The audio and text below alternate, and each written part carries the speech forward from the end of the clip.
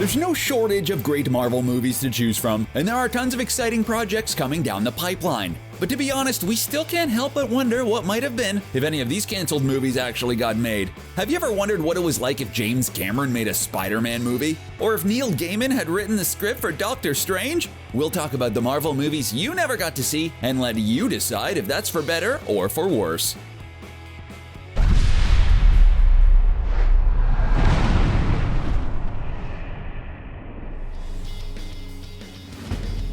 The Inhumans.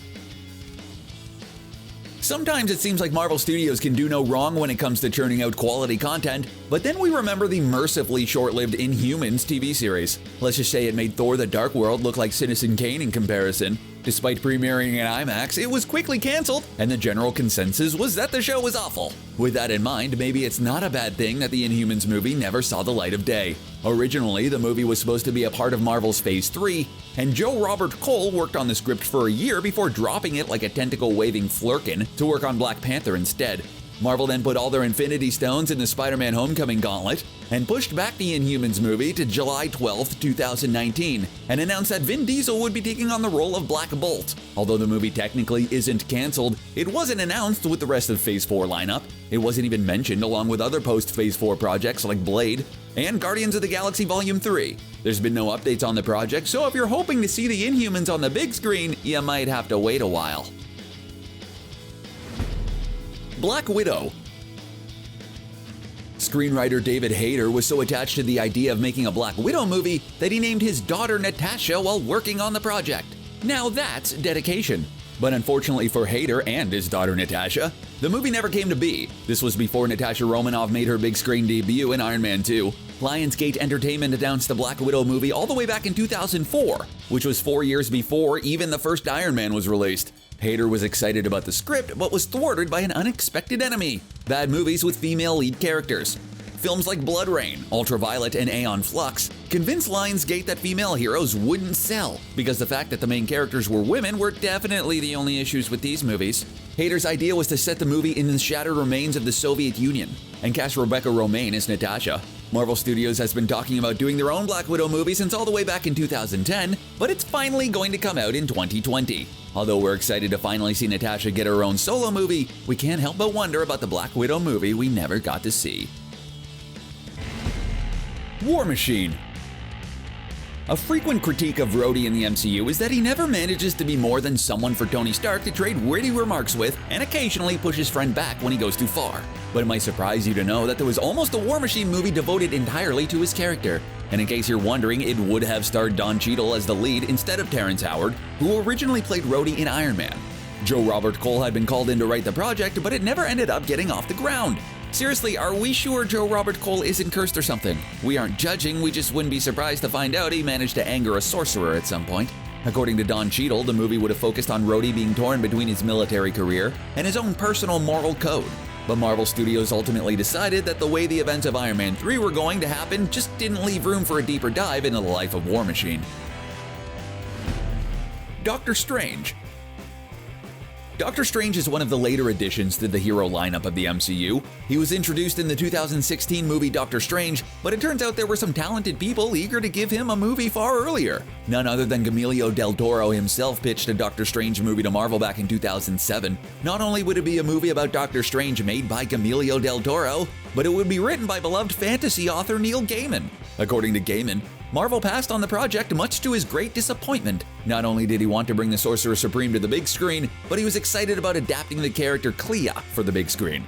While the Doctor Strange movie we ended up with was a solid film, one of its weak points was the lackluster love subplot featuring the sadly one-dimensional Christine Palmer. Clea, on the other hand, has stood side by side with Doctor Strange against Dormammu, and eventually her powers come to rival his own. While we're not losing sleep over the Inhumans movie not happening, we have to admit this one definitely had the potential to be awesome, with such talented and passionate talent behind it.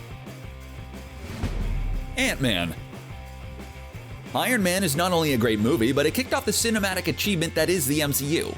But it's even more incredible when you consider how many other superhero movies almost beat it to the theater. In 2006, Edgar Wright started working on an Ant-Man movie before abandoning the project due to the age-old creative differences excuse. Wright is responsible for movies like Shaun of the Dead, Hot Fuzz, Baby Driver, and Scott Pilgrim vs. the World. He definitely has a distinct style, but apparently it wasn't what Marvel Studios had in mind in 2014 when Wright left. When he first started working on the project, there wasn't an MCU yet. So he had more creative freedom instead of worrying about making a movie to fit into an existing universe. According to Wright, his diplomatic explanation for his departure from the project is, he really wanted to make a Marvel movie, but he doesn't think they really wanted to make an Edgar Wright movie. Although the Ant-Man movie Marvel ended up making is a solid addition to the MCU library, we can't help but wonder what could have been. Doctor Doom. Doctor Doom is one of those awesome comic book characters who's made it to the big screen but never in a movie that quite deserves him. Yes, we've seen Victor Von Doom in 2005's Fantastic Four, the sequel Rise of the Silver Surfer, and in that 2015 Fantastic Four movie we try to forget all about. But the good news is that there are plenty of people pushing to get a solid Doctor Doom solo film. The bad news is that they haven't actually been successful. Yet. Hey, don't judge our hopes and dreams. Noah Hawley is responsible for shows like Fargo, Bones, and The Unusuals. And he talked with Marvel Studios head Kevin Feige about making a Doctor Doom movie. He hoped that after the dust had settled from the acquisition of 21st Century Fox by Disney, they could move forward with the project, but alas, it wasn't meant to be. According to Hawley, Marvel Studios canceled the project and have no current plans to move forward with the film at this time. But Hawley also says he's going to keep pitching the idea just in case Marvel Studios changes their minds. Had to be persistent. Magneto. If there's one thing we're definitely not short on, it's movies featuring the X-Men. While some of them are definitely better than others, it's easy to see why the series has so much appeal. There are tons of great characters, intriguing superpowers, and storylines that resonate with real audiences and reflect real-life world events. Everyone knows about Magneto, the notorious villain with a stylish helmet. But even before there was an X-Men Origins Wolverine movie, there was supposed to be an origin movie focused on Magneto.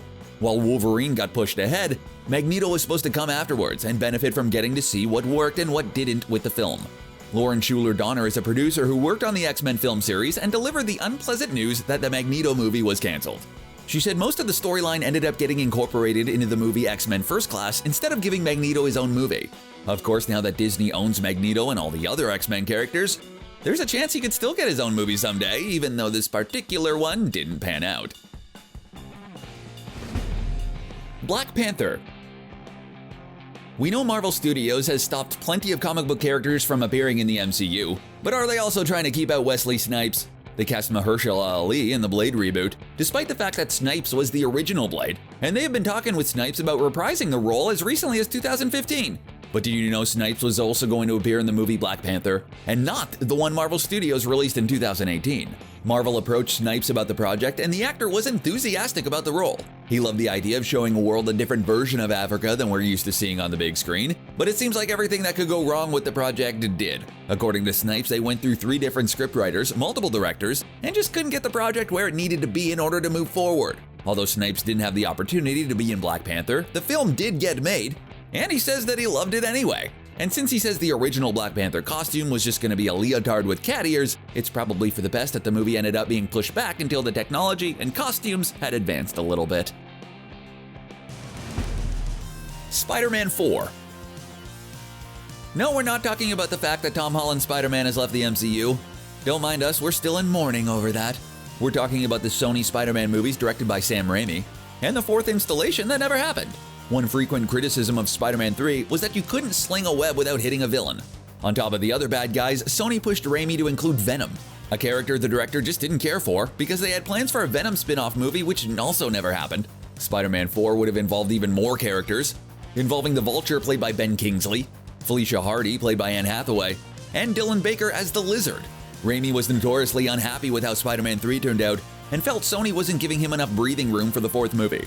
Since he couldn't make a great movie, Raimi chose to step away from the project altogether. Although he described his parting with Sony as amicable, he admits to thinking about the Spider-Man movie he could have made all the time. So instead, we got the Amazing Spider-Man 1 and 2, as well as an unrelated Venom movie starring Tom Hardy instead of Topher Grace. James Cameron's Spider-Man. Last but not least, let's talk about the greatest superhero movie never made, James Cameron's Spider-Man.